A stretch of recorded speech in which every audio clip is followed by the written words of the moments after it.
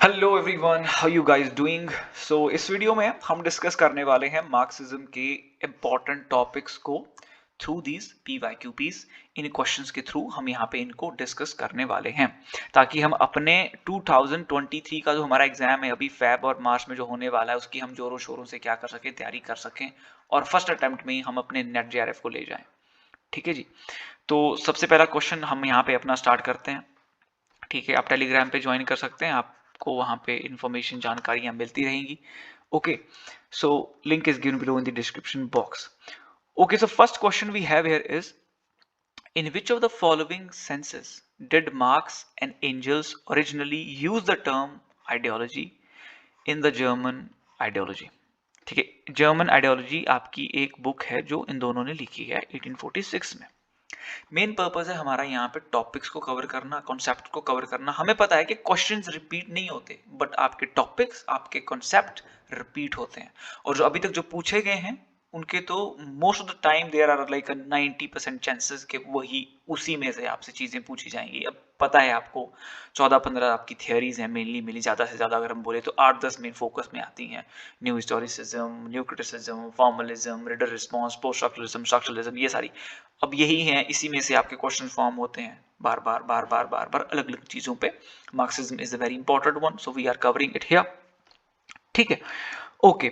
So very first question we have here कि किस sense में आइडियोलॉजी को जर्मन आइडियोलॉजी बुक में, इस वर्क में मार्क्स और एंजल्स ने यूज किया है। ठीक है, अब आइडियोलॉजी होती क्या, सेट ऑफ आइडियाज होते हैं, set of ideas, rule and regulation. अब ये कौन डिसाइड करता है, ये आइडियाज हमें हमें कहां से मिल रहे हैं?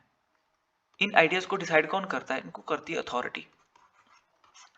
ठीक है, अथॉरिटी में आपका रिलीजन भी आता है।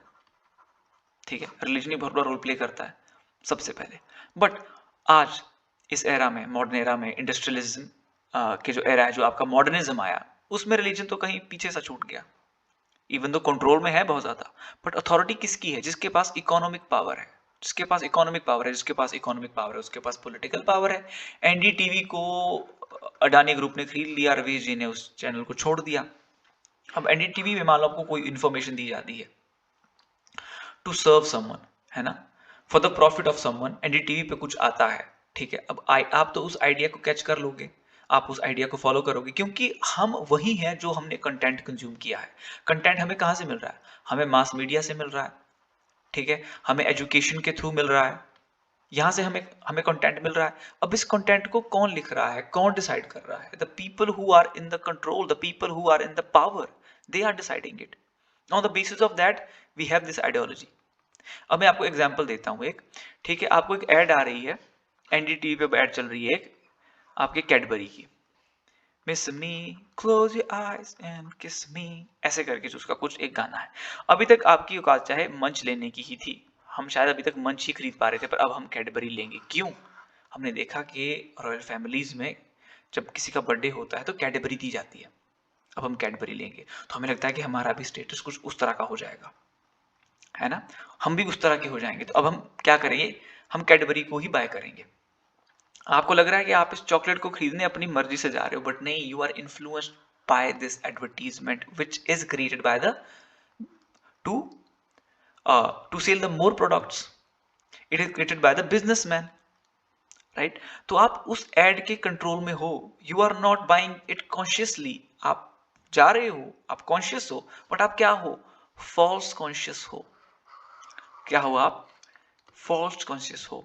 और इसी सेंस में यहां पे इस आइडियोलॉजी को भी यूज किया गया है। So this is our right answer. ठीक है, आगे बढ़ते हैं। मेन हमारा मुद्दा है यहाँ पे कॉन्सेप्ट्स को क्लियर करना, है ना, आइडियाज को क्लियर करना, और बाकी मार्क्स और एंजल्स के जो वर्क हैं, मार्क्स का हमें पता है कि दास कैपिटल इन्होंने लिखा है। ठीक है, दास कैपिटल इन्होंने लिखा है। मार्क्स और एंजल्स दोनों ने मिलकर क्या लिखा है? कम्युनिस्ट मैनिफेस्टो लिखा है। कम्युनिस्ट मैनिफेस्टो लिखा है। ठीक है, 1848 में ये वर्क आया, तो ये भी हमारे लिए इंपॉर्टेंट एक वर्क है। अगला क्वेश्चन हमारे पास है question number 2, ideology and ideological state apparatus is an ऐसे बाय। अभी ऐसे किसने लिखा है? आइडियोलॉजी के बारे में हमने बात की कि सेट ऑफ आइडिया है, एंड आइडियोलॉजिकल स्टेट अपैरेटस जो इस आइडियोलॉजी को फॉलो करने में, आपको फॉलो करवाने में एक बहुत बड़ा रोल प्ले करते हैं। आइडियोलॉजिकल स्टेट अपैरेटस ये टूल हैं जिसके थ्रू आपको कंट्रोल में रखा जाता है। इंस्टीट्यूशंस भी हम इन्हें कह सकते हैं, इंस्टीट्यूशंस भी हम इन्हें कह सकते हैं। इसमें आती है आपकी फैमिली, इसमें आपका आता है एजुकेशन सिस्टम, इसमें आपका आता है रिलीजन, ये सारी चीजें इसमें आती हैं। क्योंकि अब ये क्या करते हैं, ये आपको फिजिकली टॉर्चर नहीं करते, ये आपको फिजिकली कंट्रोल नहीं करते, पर मेंटल लेवल पे कंट्रोल करते हैं। फैमिली में बोला है कि आउटकास्ट मैरिज तुम नहीं कर सकते, ठीक है, you can't marry a woman who is from the another caste, आप नहीं कर सकते उससे शादी। पर अगर आप ऐसा करोगे तो क्या होगा, फैमिली की बेइज्जती हो जाएगी, आपको सोशली रिजेक्ट कर दिया जाएगा, धर्म के नाम पे आपको धब्बा देखा जाएगा, ठीक है। तो इन चीजों से आप डरते हो और मेंटल लेवल पे आपको कंट्रोल किया जाता है। इन्होंने यहाँ पे एक और रिप्रेसिव भी आपका एक स्टेट अपैरेटस है। वो क्या है, जहां पे आपको फिजिकली कंट्रोल किया जाता है through military, police, court, law, ये सारी चीजें। अब आपको बाहरी रूप से इसका डर है और आंतरिक रूप से आपको इसका डर है, ठीक है। अब ये किसका ऐसे है, ये ऐसे है Louis Althusser, a French Marxist he was, ठीक है, इसका वर्क है। अब लुइस अल्थुजर के कुछ इंपॉर्टेंट वर्क्स भी हैं, हम उनको भी यहाँ पे देखेंगे।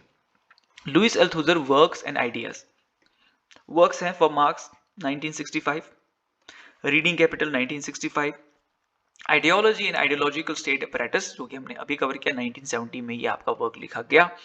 नाउ अभी क्या है कि ये जो चीजें मैंने एक्सप्लेनेशंस यहाँ पे दी है, मैंने तो एक्सप्लेन इन चीजों को आपको लाइक कर दिया है, पर आपने इन चीजों को पढ़ना है तो पीडीएफ आपको मैं प्रोवाइड करवा दूंगा ऑन द टेलीग्राम, ठीक है। Suppressive state apparatus, ideological state apparatus, हमने कहा कि इसमें प्रिजन, पुलिस, आर्मी चीजें आती हैं, ठीक है। आइडियोलॉजिकल स्टेट अपैरेटस में आपका स्कूल्स, मीडिया, चर्चेस, फैमिली, ठीक है, ये सब चीजें आती हैं। ओके, हम टेरी एग्लिटन को यहाँ पे आपका डिस्कस कर रहे हैं because he is also an important Marxist theorist and his works are important as they are being asked in the examination, तो make sure you cover them, ठीक है। आपको इन सबको अच्छे से याद कर लेना है, रटने का ही काम है, ठीक है। जो समझने की चीजें हैं उन चीजों को हम अच्छे से यहाँ पे कवर कर ही रहे हैं, ठीक है। तो इनके डेट्स, इनके नाम, ideology of the aesthetic 1990, the illusions of postmodernism 1996, the idea of culture. Idea of culture आपको कब आया, आपको आइडिया ऑफ कल्चर आया था 2000 में, 2000 में। इस तरह से कुछ एक कनेक्शन क्रिएट करना है। एक गेट कीपर आया था when in 2001 that your gate keeper came. तो इस तरह से हम इसे याद रखेंगे। Okay, then we have the next question here, find the odd one among the Marxist critiques below। इसके अलावा आपके नोट्स अवेलेबल हैं, ठीक है, आपका exam oriented study material available है, आपको खाली you can completely rely on it. आपका जो लिटरेरी थियरी उसके लिए तो आपको कहीं भी कुछ देखने की जरूरत ही नहीं है, just every single thing is mentioned there and even though after every single theory I have included the MCQs, ताकि आपको अच्छे से हर एक टॉपिक, हर एक उसका कॉन्सेप्ट क्लियर हो और सारे के सारे यूनिट्स के आपके नोट्स जो है वो अवेलेबल है। So to get access to them आप मुझे कॉन्टैक्ट कर सकते हैं on this number, right, you can WhatsApp me और कॉल मी ऑन इट, और आप वेबसाइट पे जाके देख सकते हो माई प्रोफेसर नोट, ठीक है, myprofessornote.com, ठीक है, वहां पे आपको सैंपल मिल जाएंगे और आपको वहां पे ऑप्शन भी मिल जाएगा टू कॉन्टैक्ट अस, ठीक है। Now the next question we have here, find the odd one among the Marxist critics below. George Lukacs एक मार्क्सिस्ट थियोरिस्ट है, लुइस अल्थुजर जैसे कि हमने अभी ही डिस्कस किया, ये भी मार्क्सिस्ट क्रिटिक है। Raymond Williams, he is the one who apply the ideas of the Marxism to the literature. इन्होंने कार्ल मार्क्स का जो एक मॉडल है बेस का और सुपर स्ट्रक्चर का उसे अप्लाई किया है टू लिटरेचर। बेस जो है यहाँ पे आपका वेल्थ क्रिएशन का काम होता है। अगर हम थोड़ा सा इसे हम देखें जो कार्ल मार्क्स ने जिसे डिस्कस किया है वेल्थ क्रिएशन का, यहाँ पे आपका रिलेशनशिप शो होता है एक वर्कर का एंड द एम्प्लॉयर का, ठीक है, ये रिलेशनशिप यहाँ पे रहता है, यहाँ पे वेल्थ क्रिएशन का काम होता है। तो यहाँ पे क्या है कि आपका वर्कर जो है 5 रुपए का काम कर रहा है and he is getting only 1 rupees and the 4 rupees is going to the employer. So his situation, his economic conditions are strengthened and he is the one who going to be the part of the superstructure. He will be the authority. When someone has the economic power, they have the political power, and then they have both of these, they are the one who become the authority. अब ये जो काम यहाँ पे हो रहा है, that the worker is making 5 rupees, he is producing the 5 rupees product but getting only 1, they will make it sound justified. इसे वो क्या करेंगे, इसे वो फेयर शो करेंगे। तो जो बेस है वो आपका शेप करता है सुपर स्ट्रक्चर को, और सुपर स्ट्रक्चर क्या करता है, मेंटेन करता है बेस को, ताकि इसी तरह से चीजें चलती रहें। सुपर स्ट्रक्चर में आपका mass media, education, religion, family, जो सारी चीजें, वो सारी चीजें इसमें आती हैं। अब ये मॉडल दिया है किसने, मॉडल दिया है ये कार्ल मार्क्स ने, बट इसे अप्लाई जो आपके लिटरेचर में किया है वो किया है रेमंड विलियम्स ने। ओके, अब नेक्स्ट यहाँ पे थोड़ी डिटेल मैंने दी है, जो कि एक क्रिटिक हमारे पास यहाँ पे है जॉर्ज लूकस। जॉर्ज लूकस का एक आइडिया है रीइफिकेशन का, ठीक है। रीइफिकेशन का मतलब है कि जो हमारे सोशल रिलेशनशिप है हम उसे एक ऑब्जेक्टिव चीज की तरह देखते हैं। फॉर एग्जाम्पल, एक women, she got married to this man, now this man who is her husband, he looks at this lady as a property, कि एक वेल्थ आ रही है टू हिज होम, लाइक कितनी प्रॉपर्टी आ रही है, कितना पैसा आ रहा है। The woman is not seen as a human with whom the person will have a love relationship, full of compassion, full of passion। उस तरह से नहीं देखा जाएगा, एज अ प्रॉपर्टी उसे देखा जाएगा। फॉर एग्जाम्पल, आपका सोसाइटी में कहीं एक पेशेंट है और एक आपका आपका डॉक्टर है, तो डॉक्टर के बीच का और पेशेंट के बीच का जो रिलेशनशिप है उसे बड़े ही एक गहरे तरीके से बताया जाता है, that the doctor want to serve the patients and our country, they want to treat the disease and elements. But doctor ने एक क्लिनिक खोला है और सामने से पेशेंट आ रहा है, वो उसको एज अ मनी देख रहा है कि आ गया मुर्गा, कि पैसा आ गया, पैसा आ गया, राइट। आपने मूवीज में ये सब चीजें देखी होंगी। तो इस तरह से उस रिलेशनशिप को एज अ ऑब्जेक्टिव चीज देखा जाता है ना। तो ये आइडिया दिया है किसने, जॉर्ज लूकस ने। कौन से वर्क में, history and class consciousness in the 1923 में। Okay, right. इससे ही एक मिलता जुलता एक आइडिया है जो कि है कमोडिटी फेटिशिज्म का। कमोडिटी फेटिशिज्म मतलब जो आपका कंज्यूमर है, जो कंज्यूम कर रहा है, उसे देखा जाता है एज अ मनी, ठीक है। और जो प्रोड्यूसर है उसे देखा जाता है एज अ प्रोडक्ट, ठीक है। Instead of the relationship where both producer and consumer are dependent on each other, ऐसे नहीं देखा जाएगा। इन्हें एज अ ऑब्जेक्टिव थिंग देखा जाएगा कि कंज्यूमर आ गया है, सुबह सुबह बोनी हो जाएगी, देखो पैसा आ गया, उस तरह से उसे कहते हैं रीइफिकेशन। और कमोडिटी फेटिशिज्म भी आपका उसी तरह से, और कमोडिटी में इस तरह से इसे देखा जाता है। इसे हम, जब ये आइडिया आपका कमोडिटी में अप्लाई होता है तो इसे हम कहते हैं कमोडिटी फेटिशिज्म, और जब ये सोशल रिलेशनशिप में अप्लाई होता है तो फिर कहते हैं इसे रीइफिकेशन, ठीक है। Okay, so now we have the next idea here of the cultural materialism. अब जो कल्चरल मटेरियलिज्म आपका है, ये क्या करता है, ये पास्ट को इन्वॉल्व करता है टू रीड द प्रेजेंट, है ना, to read the present moment. अब मैं आपको इसको एग्जांपल देता हूं। मान लो शेक्सपियर की ना अभी प्रेजेंट टाइम में एक इमेज बनी है, वो कैसे बनी है, उसके लिए ये लोग पास्ट में जाएंगे और देखेंगे कि इसमें क्या ऐसा in the past हुआ that today the Shakespeare is considered as a god of the father of the literature। इसमें क्या क्या चीजें थी, ठीक है। अब कल्चर मटेरियलिज्म है और आपका मार्क्सिज्म से इन्फ्लुएंस्ड है, ठीक है। और मार्क्सिज्म जो है वो हर एक चीज को क्या देखता है, इकोनॉमी के पर्सपेक्टिव से देखा है। किसके पर्सपेक्टिव से देखता है, इकोनॉमी के पर्सपेक्टिव से देखता है।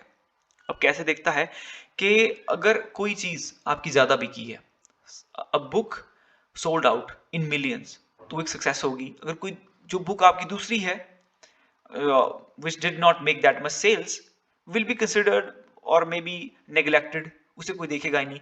शायद जो शेक्सपियर के प्लेस थे वो अच्छे चले, he sold out more shows, ठीक है, ज्यादा टिकट बिकते थे, ज्यादा लोग आते थे, he made lot of money, ठीक है। पर उन शोज को बिकाने के पीछे क्या उनका खाली टैलेंट ही था, या उसके अलावा भी उसमें कुछ चीजें थी, ठीक है। लाइक कहीं से कोई पॉलिटिकल इन्फ्लुएंस रहा होगा, so they study every single thing here in the cultural materialism. और किसका आइडिया है ये, रेमंड विलियम्स का ये आइडिया है। और ये न्यू हिस्टोरिसिज्म से मिलता जुलता आइडिया है, ठीक है। न्यू हिस्टोरिसिज्म क्या कहता है कि जो भी चीज बनी है, इससे पहले आपने देखा होगा कि आपका न्यू क्रिटिसिज्म आया, ठीक है। न्यू क्रिटिसिज्म में फोकस होता है एक कंटेंट पे, ठीक है। फिर आपका फॉर्मलिज्म आया, फॉर्मलिज्म में मेन आपका फोकस होता है किस पे, फॉर्मलिज्म में आपका फोकस होता है कि जिस तरह से वो कंटेंट लिखा गया है, जिस तरह से वो कंटेंट को फॉर्म किया गया है, जिस तरह से उस कंटेंट को स्ट्रक्चर किया गया है, आपकी डिवाइसेस क्या यूज की गई हैं, क्या ग्रामेटिकल स्ट्रक्चर है, क्या उसे अच्छे से लिखा गया है ना, ये सब चीजों पे फोकस किया जाता है और उसके बेस पे उस वर्क को इंटरप्रेट किया जाता है, ठीक है। और आपका जो मार्क्सिज्म है वो कैसे दिखता है कि कितने सेल्स हुए हैं, ठीक है। और उसके अलावा वो क्या बताता है, वो एक माइंडसेट को बताता है उस दौर के जिसमें वो वर्क लिखा गया है, आइडियोलॉजीज, क्या सेट ऑफ आइडियाज थे उस वक्त के, उसमें वो भी डिस्कस होते हैं, है ना। तो हर एक थ्योरी की इंटरप्रेट करने की एक अपनी अप्रोच है। न्यू हिस्टोरिसिज्म क्या देखता है, न्यू हिस्टोरिसिज्म ने इन दोनों अप्रोचेस को क्या किया, नेग्लेक्ट किया। उसने कहां पे फोकस किया, उसने ये फोकस किया कि उस वक्त के, मान लो कोई वर्क लिखा गया है पार्टीशन पे, पार्टीशन पे आपका एक वर्क लिखा गया है, क्यों लिखा गया, क्योंकि पार्टीशन हुआ था तब ही लिखा गया, बिना पार्टीशन के कौन वर्क लिख सकता था।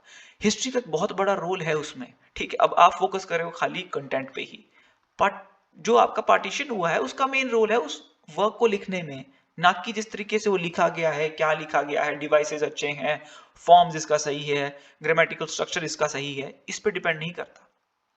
पर जो सोशल कंडीशंस थे, उस वक्त की जो हिस्ट्री थी, उसने उस वर्क को इन्फ्लुएंस किया है, तो उसके बेस पे न्यू हिस्टोरिसिज्म इसे इंटरप्रेट करते हैं।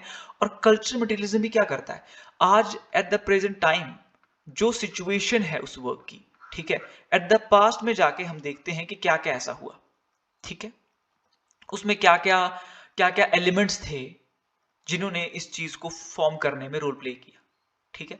तो कल्चर को एक मटीरियलिस्टिक पर्सपेक्टिव से देखा जाता है, हम इसे इस तरह का मान सकते हैं। तो कल्चरल मटीरियलिज्म है और एसोसिएटेड है किसके साथ, रेमंड विलियम के साथ। ओके जी, एक्सप्लेनेशन मैंने आपके लिए यहाँ पे दे के रखे हैं, आप इन्हें पढ़ सकते हैं, मैंने आपको आइडिया क्लियर कर दिया है, ठीक है। कैरेक्टरिस्टिक्स है कल्चरल मटीरियलिज्म के, चार तरह के कैरेक्टरिस्टिक्स हैं। अब किस तरह से वर्क करता है, हिस्टोरिकल कॉन्टेक्स्ट देखेंगे कि क्या कॉन्टेक्स्ट है शेक्सपियर का, थ्योरेटिकल देखेंगे, लॉजिक्स लगाएंगे, पॉलिटिकल कमिटमेंट देखेंगे, पॉलिटिकल फ्रेमवर्क के अंदर डाल के देखेंगे, है ना, और टेक्सचुअल एनालिसिस तो होता ही है आपका थ्योरी में। तो ये चार कैरेक्टरिस्टिक्स है आपकी कल्चर मटेरियलिज्म में। इसके अलावा इनके वर्क हैं, कंट्री एंड द सिटी 1973। आप कंट्री से होके सिटी आए थे कब, 1973 में। तो इस तरह के आपको थोड़े आइडियाज लगाने हैं, अप्रोचेस लगाने हैं, है ना, इस तरह से अपने थोड़े आपको कुछ भी स्टोरीज क्रिएट कर देने to remember them. Marxism and literature कब लिखा गया, 1977 में इट वाज रिटन, ठीक है। Now let's move on towards the second question, ठीक है। कल्चर इज ऑर्डिनरी भी आपका रेमंड विलियम्स का ही एक इंपॉर्टेंट वर्क है, जहां पे कहते हैं कि culture is ordinary and not elite, calling for the democratic approach to the arts. आपका डेमोक्रेटिक अप्रोच क्या है, डेमोक्रेटिक अप्रोच जहां पे सब इक्वल है। अब डेमोक्रेसी में क्या है, सबको राइट टू वोट है, ठीक है। अगर कोई एक आप लीडर चुनते हो, पॉलिटिकल लीडर आपका है, ठीक है, जिसके पास अथॉरिटी है, पॉलिटिकल लीडर है, वो किसी एक का नहीं है, वो किसी एक के काम नहीं करेगा, उसको सबके काम करने, बिकॉज उसको सबने चुना है, ठीक है। तो ये कहता है कि उसी तरह से जो आपका आर्ट भी है, वो भी हर तरह के आर्ट के टुवर्ड्स हमारी क्या होनी चाहिए, आपकी डेमोक्रेटिक अप्रोच होनी चाहिए। कोई वर्क आपका हायर नहीं है, कोई वर्क आपका लोअर नहीं है, आर्ट के सारे वर्क हैं वो सारे इक्वल से हैं, ठीक है। कुछ वर्क में आई थिंक कुछ कमी आपकी रहती है, तो उतना डीप में हम यहाँ पे नहीं जाएंगे, जो इन्होंने लिखा है हम उस चीज को मानेंगे कि डेमोक्रेटिक अप्रोच आपका आर्ट के टुवर्ड्स होना चाहिए, ठीक है। अब नेक्स्ट क्वेश्चन हमारा यहाँ पे है, who among the following Marxist critics has reconsidered the classic problems of base and superstructure in relation to literature. हमने इसे ऑलरेडी डिस्कस कर दिया है, किसने किया था ये, रेमंड विलियम्स ने किया था। अब यहाँ पे दो तीन जो राइटर्स हैं, अब हमने इन्हें भी यहाँ पे इंक्लूड किया है इन दी एक्सप्लेनेशंस। आपका जो एडमंड विल्सन है was an American writer था, who explored the Freudian and Marxist theme, because he has explored the Marxist theme in his work, so that is the reason we have discussed him here. Okay, then we have Walter Benjamin, very famous, known for his work called the work of art in the age of mechanical reproduction. Mechanical reproduction बात आती है, कुछ भी reproduction की बात आती है, mechanics की बात आती है, तो मार्क्सिज्म से कहीं ना कहीं फिर चीजें जुड़ ही जाती हैं। 1935 में लिखी गई थी, and the thesis on the philosophy of history 1940 में एक वर्क है। Now we have the another question here, in a remarkably proleptic insight. अब प्रोलेप्टिक इनसाइट का आपको मैं यहाँ पे एग्जांपल देता हूँ। हमारे पास ग्रीक में एक ओडिपस, ठीक है स्पेलिंग, ओडिपस ग्रीक आपका एक प्ले है, ठीक है।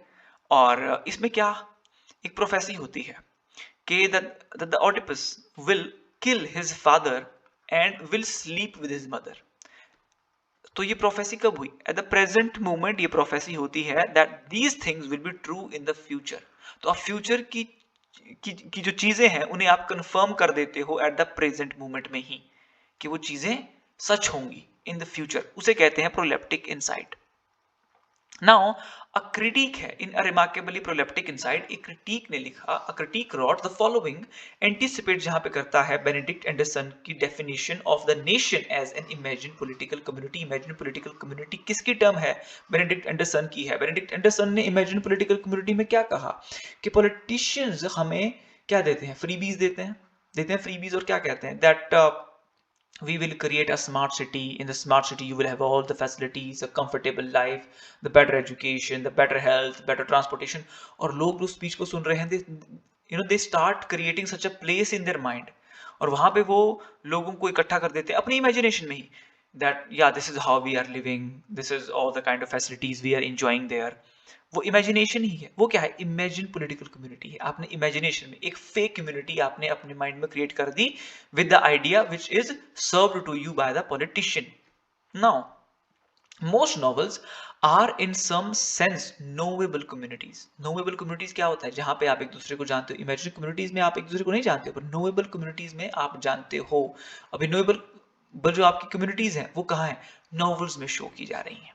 ठीक है, it is part of a traditional method and underlying stance and approach that a novelist offers to show people and their relationship in essentially knowable and communicable ways. Name the critique and the reference. knowable communities की बात की गई है, किसने की है?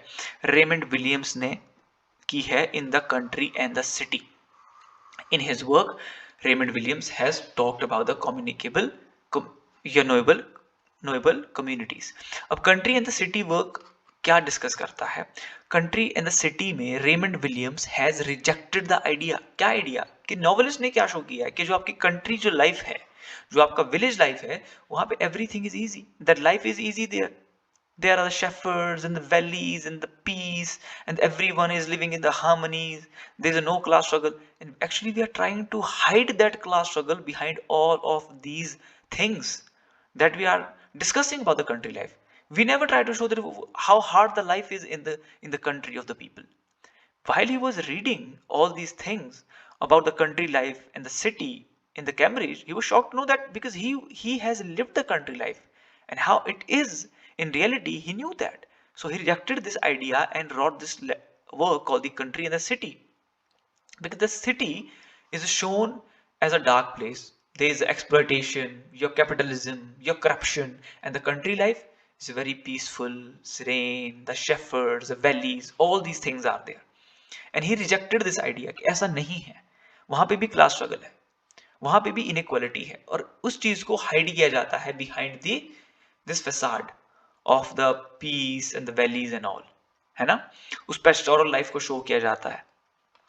तो ये चीज है, right? Besides, you can read all of these things here. I have explained them to you in it. You will get this PDF on the Telegram channel. Now let's go towards our second question here. What, according to Raymond Williams, is the right description of the term cultural materialism? The culture effect that religion has in social life. Religion की बात नहीं हुई है.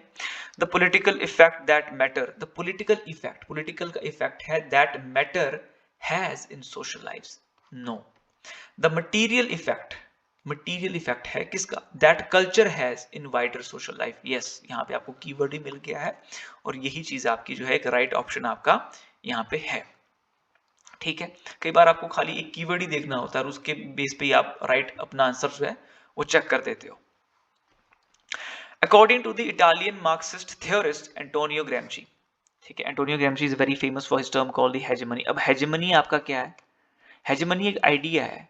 किस तरह का idea है? ठीक है, hegemony किस तरह से वर्क करती है? जैसे कि मैंने कहा कि एक ओरल बी आपका एक पेस्ट है, ठीक है, इसे एक बिजनेसमैन ने बनाया है, एक प्रोडक्ट बनाया है, बेचने के लिए बनाया है, और अब इसकी एडवर्टीजमेंट बनी है जहां पे डॉक्टर्स आपको सजेस्ट करते हैं कि ये आपके दांतों के लिए अच्छा है, मसूड़ों के लिए अच्छा है, एंड यू बाय इट. आपको लगता है कि हाँ ये मेरे लिए अच्छा है और मुझे ये बाय करना चाहिए, और आप अपना क्या करते हो, कंसेंट कर देते हो। अब ये प्रोडक्ट आप पे थोपा नहीं गया है, आपके कंसेंट से आपको बेचा गया है। ब्रिटिशर्स इंडिया में आए थे, उनका क्या कहना था, that we are not here to control you but we are here to civilise you, we are here to modernise you. And the people of India accepted it. They say, yeah, they are here to modernize us and civilize us. They are not here to exploit us and control us. They are here for our sake. और आप अपना consent देते हो और आप उन्हें आप पे कंट्रोल करने देते हो और आपको पता भी नहीं चलता है कि आपको कंट्रोल किया जा रहा है। And this is how the hegemony works. Hegemony works, hegemony involves a degree of consent on the part of subject people. Subject जो लोग हैं जिन पे वो अप्लाई किया जा रहा है, वो कंट्रोल, वो अपना कंसेंट देते हैं कि आओ हमें कंट्रोल करो। ऑलराइट, सो अदर आइडिया जो है एंटोनियो ग्रैम्शी का, यहाँ पे तो आपको पता है कि ये he was a Marxist scholar. Beside this his another idea is the subaltern, है ना। सबल्टन में आपका वो ग्रुप है जो कि एक मार्जिनलाइज है, जो कि आपका हाशिए पे खड़ा है। इसी टर्म को बाद में यूज किया था गायत्री स्पिवक ने। किसने? गायत्री स्पिवक ने। On the subaltern cannot speak, right. तो इसमें कौन सी क्लासेस आती हैं? जो मार्जिनलाइज लोग हैं, आपके दलित हैं, वुमेन्स हैं, माइनॉरिटीज हैं, एक्सेट्रा, इन लोगों को, ठीक है। और सबसे पहले इसे किसने यूज किया था? एंटोनियो ग्रैम्शी ने इसे यूज किया था। हमारे पास नेक्स्ट क्वेश्चन यहाँ पे है, in Marxist criticism the term interpolation defines. अब इंटरपोलेशन ये कॉन्सेप्ट किसका है? लुइस एल्थुजर का है। किसका है? लुइस एल्थुजर का है, जिसे हमने at the very beginning discuss किया था, जिनके आइडियाज हैं your ideological state apparatus, your repressive state apparatus, right. All these ideas he has given, right. Now interpolation, what is interpretation? Interpolation is a process, interpolation is a process where we give the consent for our domination। अपने आप को dominate करवाने के लिए दूसरों से हम अपना कंसेंट देते हैं, इसे कहा गया है इंटरपोलेशन। अब हम किस तरह से करते हैं? अगर हम मान लो हमारे लिए कुछ रूल्स बने हैं, ठीक है, रेगुलेशंस बने हैं, जो बनाए हैं अथॉरिटी ने, ठीक है, अगर हम उन्हें फॉलो ना करें, we will be socially rejected. Ideological state apparatus ऐसे तो काम करते हैं, रिप्रेसिव स्टेट अपैरेटस ऐसे ही तो काम करते हैं। अगर हम इन रूल्स को, रेगुलेशन को हम फॉलो नहीं करते तो हमें क्या कर दिया जाएगा? सोशली रिजेक्ट कर दिया जाएगा। We can be taken into the prison by the police, by the military, है ना, courts, we can be beaten. वो सारे कंट्रोल्स हमारे ऊपर हैं, आइडियोलॉजिकली भी और रिप्रेसिवली भी। तो अब हम क्या करते हैं? अपना कंसेंट दे देते हैं, हम इन्हें फॉलो करते हैं, ठीक है, उस डर से, उस फियर से हम इन्हें फॉलो करना शुरू करते हैं, ठीक है। ये है आपका इंटरपोलेशन। अब हमारे पास यहाँ पे ऑप्शन है, इसमें से हमें एक राइट चूज करना है। The ways in which the ideological structure in social formation is constructed, ठीक है, एक आइडियोलॉजिकल स्ट्रक्चर है in social formation which is constructed out of the materialistic practices. नहीं, मटीरियलिस्टिक प्रैक्टिसेस से तो नहीं है, ठीक है। देन दूसरा है the ways in which the ideological structure in social formation is constructed out of the discursive practices. अब ये जो डिस्कर्सिव प्रैक्टिसेस का कॉन्सेप्ट है, ये जुड़ा है मिशेल फूको से, है ना। वो डिस्कोर्स के बारे में बात करते हैं, that the way we interpret things, the way we communicate thing, जिस तरह से हमारे बारे में डिस्कोर्स क्रिएट किया गया, जिस तरह से इंडियंस को कम्युनिकेट किया गया कि वो सैवेज हैं, you know, they are narrow minded, Britishers ने, their writers, this is how they communicated us, उस तरह का एक डिस्कोर्स क्रिएट किया गया। मिशेल फूको इस डिस्कोर्स के बारे में बात करते हैं, ठीक है, इवन दो ये इंटरपोलेशन से नहीं जुड़ा है, बट एक इंपॉर्टेंट कॉन्सेप्ट है तो मैंने थोड़ा बताना जरूरी समझा। Now we have the see, the ways in which the subjects of an ideology, subjects कौन है उस आइडियोलॉजी के, उन रूल्स के, उन रेगुलेशंस के जो मेन अथॉरिटी ने बनाए हैं, हम लोग, हमें वो फॉलो करने पड़ते हैं। are placed in false positions of knowledge regarding themselves, अपने बारे में उन्हें क्या दी जाती है? गलत जानकारी दी जाती है। अगर वो क्या कर रहे हैं अब, पर वो उसे एक्सेप्ट करते हैं, ठीक है, उनसे जुड़ा हुआ नहीं है, वो उनके बारे में फॉल्स चीज बताई जा रही है, जो रूल्स हैं, रेगुलेशंस हैं, उन्हें बताए जा रहे हैं कि आपको ऐसा फॉलो करना चाहिए। अगर वो उन्हें ना करें तो क्या होता है? आइडियोलॉजिकल स्टेट अपैरेटस उन्हें कंट्रोल करते हैं, रिप्रेसिव स्टेट अपैरेटस उन्हें कंट्रोल करते हैं, उसे ही तो इंटरपोलेशन कहा जाता है, ठीक है। तो ये यहाँ पे राइट वन है हमारा, ठीक है। Now let's move towards the मतलब यहाँ पे इंटरप्रिटेशन के बारे में आपको चीजें बताई हैं कि किस तरह से है, थोड़े एग्जांपल्स के साथ, ठीक है। ये आपको पढ़ने में काम आएगा, तो आप इसे पढ़िएगा, मैं पीडीएफ आपको प्रोवाइड करवाऊंगा on the Telegram channel. Now we have the last question here, which is the Marxist literary criticism stresses that class is an imaginary concept। नहीं, imaginary नहीं है, रियलिटी में एग्जिस्ट करता है भाई, है ये चीजें सोसाइटी में। The economy is the final determinant of cultural production. जहां पे भी इकोनॉमी का आपको कीवर्ड मिलता है, मतलब वो मार्क्सिस्ट से जुड़ा हुआ है, ठीक है। और सेंस भी क्रिएट करना चाहिए। यहाँ पे प्रोडक्शन की बात हुई है, इकोनॉमी की बात हुई है, और दूसरी साफ साफ चीज लिखी है कि the economy is the final determinant of cultural production, which is related to the Marxism. Then we have the text reveal the economic conditions of the time in which they were written. Yes, so these both of the things where Marxist critique stress, right? So these second and third are the right options here. So here we have discussed these all the important topics which will be asked in your upcoming examination for sure. So make sure you remember these, revise these, like the video, share with other people, subscribe to the channel if you are new here, and don't forget to go for our exam oriented study material that you can get access. You can also go to this website, myprofessornote.com. You will also check out the samples and also have the option to contact us and buy them, right? So this is it for this video. Very soon we'll be back with another relevant video very soon. Till then time, this is Bhupesh Sharma signing off.